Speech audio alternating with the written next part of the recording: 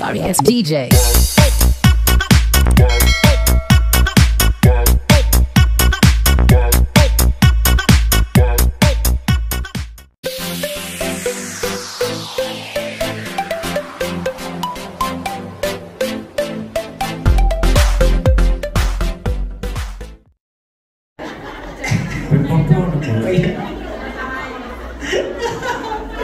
Masya Allah. Wancai loh. Wancai. Itu warna haji mas. Wancai loh bos. Wancai. Itu paling kuwaji. Baik sama. Kamu jadi kuwaji loh. Wancai. Masya Allah. Bu Musrifah Miftahul Jannah ini dari Kosan.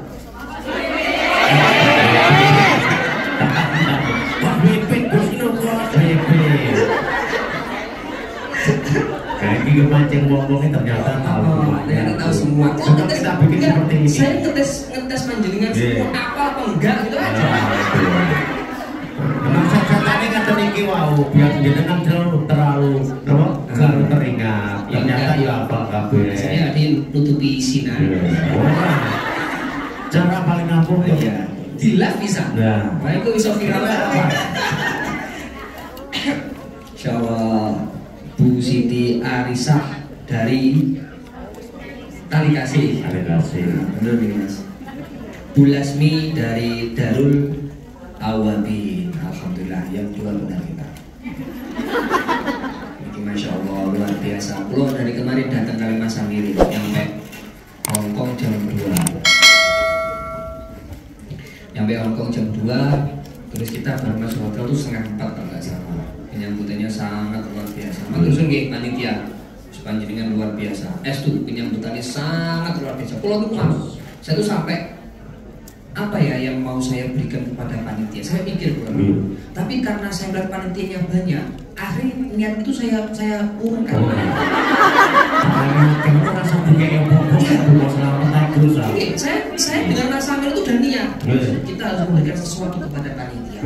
Tapi ketika saya lihat, wah 5 menit ini so min barang ini. Dan luar biasa sambutannya. Kita keluarnya pintu A, dibakar naik pintu B. Bayangin ternyata ya. Aduh, bari ngono balik neng yang A. Gila, jos. Gitu. Jadi dari A kita arah ke B, dari B diajak ke A. Ya mikro A, B kayak milenial. Jadi apa ngono? Oh, tapi luar biasa, itu luar biasa. Pulau Mas Amir itu sangat luar biasa. Makanya hari ini saya patut kepada panitia pun kita ikut alur panitia, bagaimanapun nanti pengajaran seperti apa kita ikut. Dan nanti Mas Amirin di sesi yang kedua nih, ini beliau bawa oleh-oleh dari Indonesia. Tapi tidak untuk panitia namun bukan untuk panjenengan semua. Untuk Gadung karo Pak Sandel. Mantap. Gih. Dalam Dio menurut butuh tapi carry 360 sampai dalam gedungnya carry namu gedangnya tak setuju. Maksudnya pisang itu kemarin kita dikasih pisang sama nasinya. Ini ada usah berpikir macam-macam. Nah, ini lo gedangnya. Ini kok kayak gedangnya sama nggak mas? Sini kamar lah, sini kamar. Oh, sini kamar ini. Oh, gedang tutup tutup. Allahumma sholli ala Muhammad. Mau ngaji itu guyon, gak ngaji-ngaji. Oke, kalau tuh setiap ngaji itu pasti sama beliau. Ini gue harus tuh. Dan salah satu yang kalau tuh kan ngaji punya majelis itu baru 8 bulan. Ya salah satu yang mendorong pulau mensupport saya untuk saya itu ngaji di majelis. Ya Mas Amirin. Saya tuh kenal beliau itu sejak tahun 2009. Sebelum beliau itu terkenal. Nggih.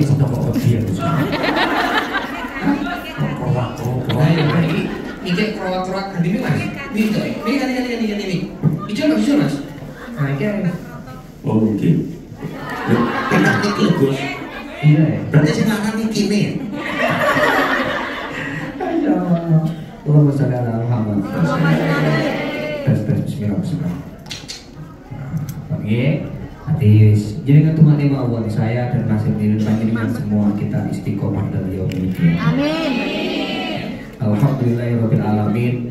Pada siang hari ini kita bisa bermuajahah, kita bisa berkumpul di majelis yang penuh berkah ini dalam keadaan sehat walafiat. Semoga perkumpulan kita menjadikan sebuah perkumpulan yang maslahah, perkumpulan yang barokah, perkumpulan yang manfaat, fid-dini wa dunya wal akhirah. Dengan tema dalam rangka menyambut bulan suci Ramadan, ibadah bahagia di bulan Ramadan. Karena insya Allah kalau sesuai dengan tanggal 1 Maret kita sudah melaksanakan bulan suci Ramadan. Itu ketika sesuai dengan tanggalan. Tapi insya Allah bisa dipastikan bulan suci Ramadan pada tanggal 1 Ramadan. Itu pasti. Sama nih. Jadinya juga 1 Ramadan. Berarti bodoh Mas. Oke. Oh Ramadan ini tanggal 1 gitu. Mas, bikin sama kok banyak itu Mas. Tes Ini enak Gus. Cukup suara gue. Suara kurang gede ya, gede ya. Insyaallah. Allahumma sholli ala Muhammad. Allahumma sholli alaihi. Nah, oke. Jadi kalau kita berbicara bulan suci Ramadan itu adalah suatu kewajiban yang diperintahkan Allah Subhanahu wa taala dengan dasar yang ada di surat Al-Baqarah. Ya ayyuhalladzina amanu kutiba alaikumusiyam kama kutiba alal ladzina min tujuane la'allakum tattaqun. Ya ayyuhalladzina amanu, kita ini termasuk orang yang beriman. Kutiba kalaupun diartikan secara harfiah, kutiba ini bermakna ditulis. Tapi di dalam tafsir Jalalain maknanya kutiba adalah diwajibkan. Lek bahasa kitabnya itu dipestikan, didenpasteaken, berarti diwajibkan. Jadi puasa itu memang hukumnya wajib, berbeda dengan puasa sunnah, seperti halnya puasa Senin Kemis, seperti halnya puasa Daud. Puasa Daud itu puasa sehari tidak. Nah, masalah ini puasa Daud sehari puasa sehari tidak, tapi karena kahanan. Kurang betul Daud Gus. Ngawur. Jadi prinsipnya puasa bulan suci Ramadan itu hukumnya adalah wajib. Nah, kita semua diwajibkan untuk melaksanakan puasa ataupun melaksanakan puasa di bulan suci Ramadan. Ini Allah ini mempunyai tujuan. Tujuannya apa? La'allakum tattaqun. La'allakum itu masih berharap. La'allakum itu merupakan fi'il harapan. Jadi la'allakum itu bukan sebuah tujuan, tapi la'allakum itu berharap. Artinya ya, ketika kita berharap iman kepada Allah, itu tidak bisa dipaksakan. Masuk lagi Pak. Memaksakan iman kepada seseorang itu tidak bisa. Jenengan memaksakan iman kepada anak itu tidak bisa. Tapi menunjukkan perkara yang baik itu bisa. Faham maksud saya? Memaksakan iman kepada seseorang itu tidak bisa. Misalnya kita hari ini punya teman yang saya mungkin servernya berbeda dengan kita. Kita memaksakan dengan server yang sama, memaksakan dengan garis yang sama, dengan ajaran yang sama, itu susah. Tapi kalau kita menunjukkan sesuatu yang baik terkait masalah keislaman, terkait masalah kebudayaan yang ada di Islam, ini bisa. Nah, artinya di ayat yang terakhir itulah la'allakum tattaqun, kita berharap supaya kita bertakwa kepada Allah Subhanahu wa taala. Salah satu cara kita bertakwa kepada Allah yaitu dengan melalui puasa di bulan Ramadan. Jadi puasa Ramadan itu bukan hanya sebuah kewajiban, Tapi memang suatu suatu tujuan di mana supaya kita pulau kali panjenengan semuanya ini bisa menjadi orang yang bertakwa. Allahumma sholli ala Muhammad. Allahumma sholli alaihi. Karena begini, puasa di bulan Ramadan ini mempunyai 3 fase. Jadi ini saya akan menerangkan, menggambarkan betapa ruginya ketika panjenengan meninggalkan puasa Ramadan. Ini saya akan menggambarkan bagaimana suatu bentuk fadilah-fadilah ataupun keutamaan-keutamaan ketika kita melaksanakan puasa. Bulan suci Ramadan itu ada 3 fase. Fase yang pertama ini 10 hari yang pertama. Dawuh Kanjeng Nabi wa awwaluhu rahmatun. 10 hari yang pertama ini Allah akan menurunkan rahmat kepada kita. Rahmat itu nopo to? Kasih sayang. Sama halnya ketika panjenengan dikasihi oleh seorang suami. Lek duwe bojo. Nah, lek duwe bojo ya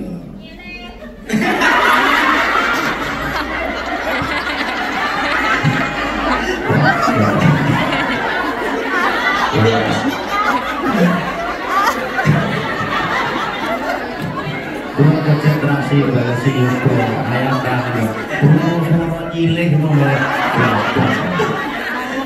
Itu tak terus pun di sini aneh.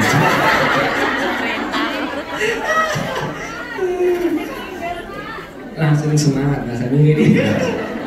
Kurang cuma geragap apa? Apa tak sih? Ya Allah, Allahumma sholli ala Muhammad. Kira-kira sampai jam 12 gitu. Jam berapa? Untuk yang sesi pertama? Jam 1. Sampai setengah? Enggak, untuk yang sesi pertama? Setengah 1. Kalau berarti isoma. Terus setelah isoma panjenengan pulang. Gak pengen mulai-mulai loh. Wah, gak dulu mas? Lah ya, belajarnya kayak senian maksudnya. Allahumma sholli ala Muhammad. Nah, dawuh Kanjeng Nabi itu wa awwaluhu rahmatun. 10 hari yang pertama ini merupakan sebuah rahmat yang mana Allah menurunkan rahmat kepada kita semua. Wa awsatuhu maghfiratun. 10 hari yang kedua ini Allah akan menurunkan maghfirahnya, menurunkan pengampunannya, akan mengampuni segala dosa-dosa yang pernah kita lakukan. Wa akhiruhu itkun minan nar. 10 hari yang terakhir ini adalah itkun minan nar. Itkun minan nar itu apa? Itkun minan nar itu adalah kita terbebas dari api neraka. Ini saya hanya menggambarkan. Saya memaksa panjenengan untuk puasa bulan Ramadan. Ini bukan hak saya.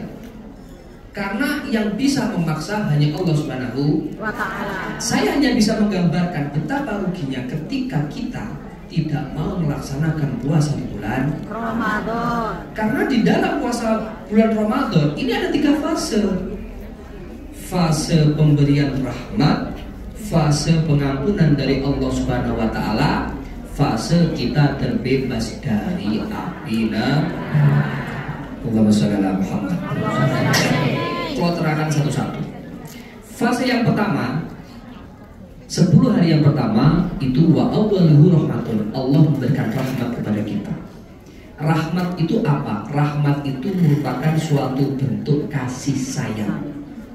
Kasih sayang Allah kepada kita sama halnya dengan kasih sayang orang tua kepada anaknya, ataupun sebaliknya kasih sayang anak kepada orang tua. Nah, rahmatnya Gusti Allah, kasih sayang Gusti Allah ini akan muncul dibarengi dengan perkara yang kita alami. Dawe ngeten. Ra'aitu athara rahmati rabbi fi su'uni hayati kulliha. Saya melihat rahmatnya Gusti Allah, saya melihat pengampunannya Gusti Allah. Oh, ya kayak ini mas. Gedai untuk Mas. Oh ini kawan, gedai untuk Mas. Itu apa kok? Oh, Gak cukup lah. karena dibanding mewah kok.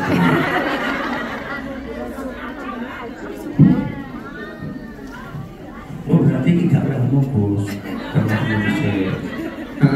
Ini kalau kayak ngaji lo pakai maem. Oh maem nih. Kalau tak ngaji sih baru maem ge. Ini tengah-tengah ini kita sering sholawatan. Bang ge. Masalah kok guyon, nanti gak ngaji-ngaji.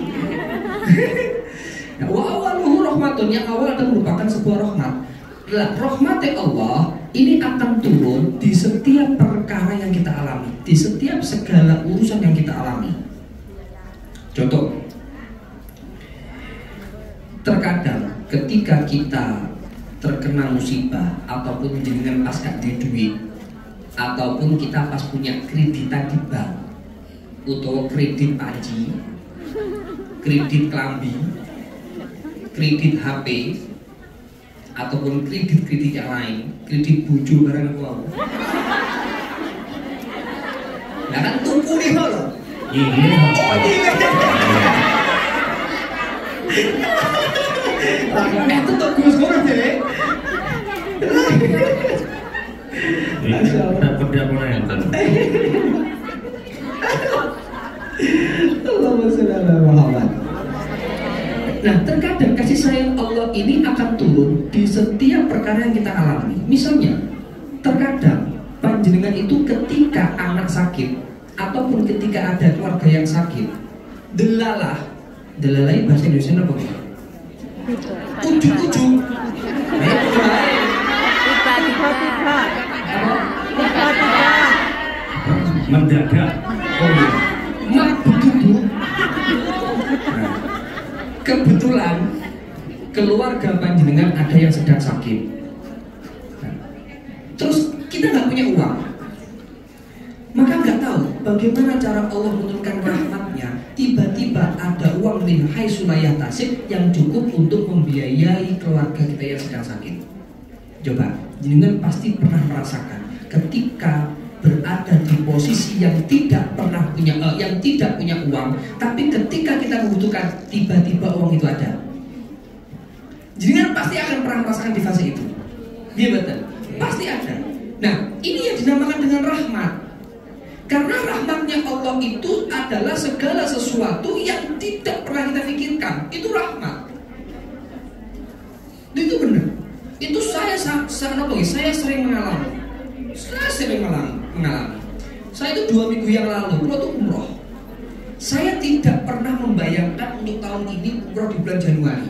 Karena saya tahu di bulan Rajab ketika kita melaksanakan ibadah umroh Mekah, Madinah, Trodin, saya itu pasti menghindari umroh di bulan Rajab, Muharram, puasa. Itu pasti saya akan menghindari. Tapi semua itu minallah. Allah yang mengatur semua, Allah yang memberikan semua. Tiba-tiba saya dan istri saya berangkat untuk melaksanakan ibadah umrah. Ini benar. Ya saya tidak tahu apa nih uang yang saya dapatkan untuk kita biaya berangkat umrah itu yang min haitsu la yahtasib. Nah, inilah yang dinamakan dengan rahmatnya Gusti Allah. Ataupun kita berbicara masalah hari inilah, saya sama Samir tidak ada pikiran kita mengaji di Hongkong, tidak ada. Karena nyuwun sewu, dasar kita itu bukan dasar orang yang nopois. Saya itu bukan mubalik, Mas Samir pun juga bukan mubalik. Kita umum. Artinya ketika kita ngaji, yang ngaji di santri. Syekh.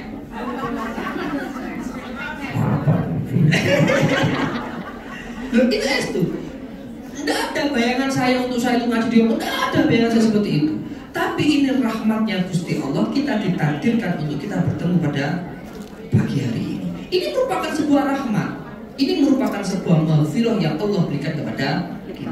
Nah, semoga saja rahmat Allah yang kita berikan, yang diberikan kepada kita pada hari ini bisa manfaat, bisa maslahat di dunia. Allahumma sholli ala Muhammad. Makanya Allah menurunkan rahmatnya di 10 hari yang pertama. Karena gini, Yun Sewu, saya mau tanya, jenengan pede gak dengan amal ibadah yang panjenengan lakukan hari ini? Tidak. Pede itu bisa membuat jenengan mati masuk surga. Pastikan itu timbul pertanyaan.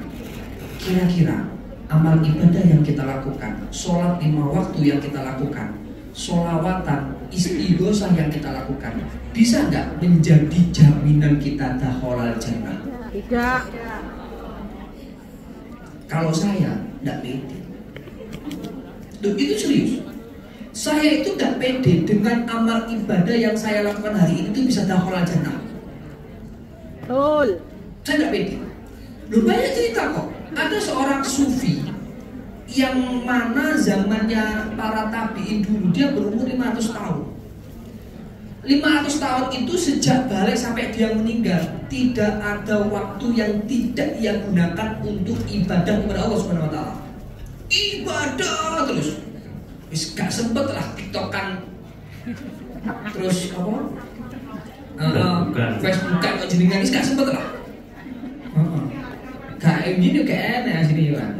Sudah sempet lah. Jadi setiap waktu itu ia pergunakan untuk apa? Untuk ibadah. Tapi ketika dia meninggal dunia, Allah langsung memasukkan dia kepada surga. Amin. Amin. Nggih, karena kan untuk ibadah. Tapi di tengah perjalanan dia menuju surga, ditanya oleh malaikat. Namanya Al-Banani kalau nggak salah. Ditanya, Fulan, kamu kok bisa masuk surga gara-gara apa? Dijawab, saya masuk surga karena amal ibadah yang saya lakukan. Ketika Al-Banani mengetahui bahwa dia masuk surga itu karena amal ibadah yang dilakukan, Allah langsung nimbali. Seperti nimbali jadi kan? Nyeluk. Nyeluk bahasa Inggrisnya apa? Bahasa Indonesia apa? Memanggil. Menyelup.